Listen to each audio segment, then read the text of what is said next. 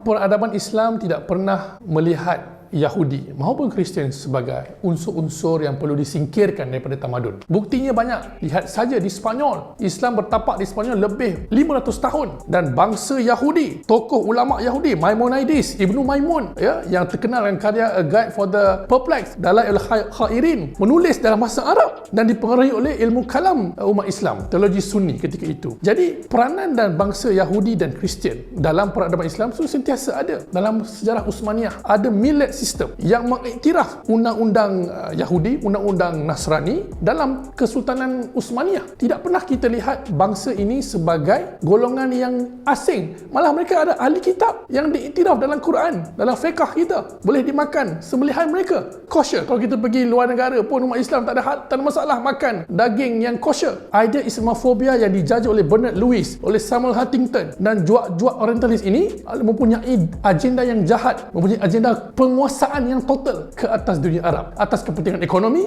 kepentingan politik dan semangat imperialisme barat. Itulah idea yang bagi saya silap. Dalam semua peradaban pasti ada pertukaran dan perkongsian budaya. Seperti di Spanyol, tamadun Islam di Andalusia, wujud golongan dipanggil Mozarab yang menyerupai Arab, berpakaian seperti Arab, bercakap bahasa Arab. Sebabnya lingua franca utama dalam intelektual, budaya, perniagaan adalah bahasa Arab di Spanyol. Jadi sama juga dengan apa yang ada pada hari ini. Bila kita berdepan dengan perbezaan budaya dan sebagainya, bukanlah alasan untuk kita berperang. Sebaliknya, untuk kita lita'arufu. Itulah anjuran yang dibuat oleh Al-Quran ke atas umat manusia. Jadi Islam tidak akan sesekali berperang untuk menghancurkan musuh. Islam berperang untuk menegakkan keadilan, membebaskan manusia daripada jalan perhambaan, mempertahankan kedaulatan bumi Palestin daripada dasar settler colonialism yang Israeli bawa setiap hari di tebing barat, di tanah-tanah yang makin mengecil berkenaan dengan negara Palestin. Kalau kita lihat sejarah tamadun barat, bila berlakunya Inquisition yang mana Kristian Katolik di Spanyol, Queen Isabella dan Ferdinand ketika itu,